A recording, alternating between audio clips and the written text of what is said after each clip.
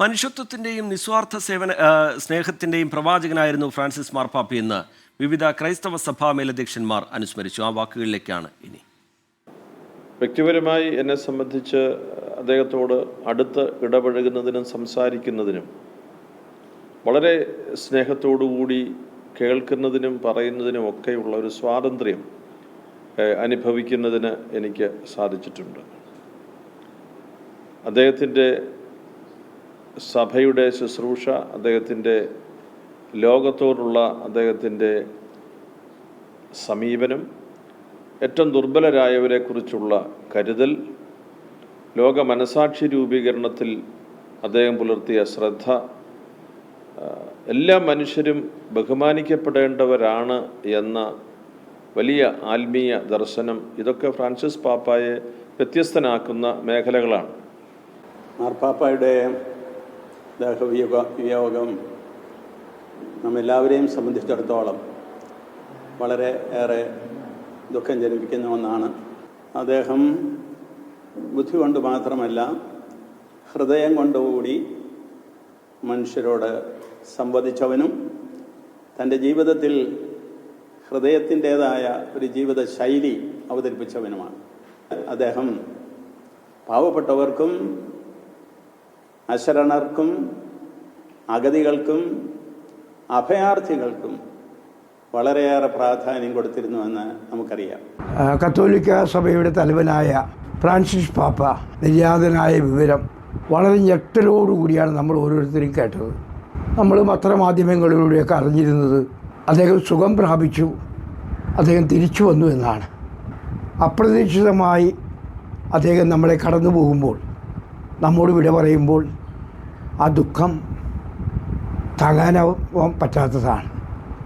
എന്നെ കോഴിക്കോട് രൂപതയുടെ arch ബിഷപ്പായും Kozhikode രൂപതയെ arch ഡയസിസായും ഉയർത്തിയത് ഈ ഫ്രാൻസിസ് പാപ്പയാണ്.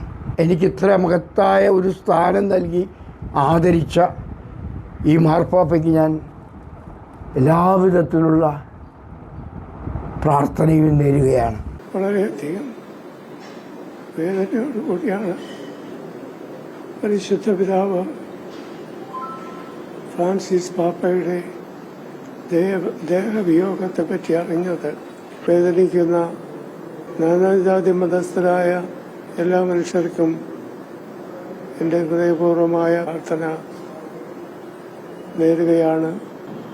പരിശുദ്ധ പിതാവ് ഫ്രാൻസിസ് പാപ്പ അദ്ദേഹം തുടങ്ങി വെച്ച കാര്യങ്ങളൊക്കെ ഇനിയും മുന്നോട്ട് പോകട്ടെ എന്ന് പ്രാർത്ഥിക്കുകയും പരിശുദ്ധ പിതാവിൻ്റെ ആത്മാവിന് നിത്യവിശ്രാന്തി നൽകട്ടെ എന്ന് പ്രാർത്ഥിക്കുകയും ചെയ്യുന്നു.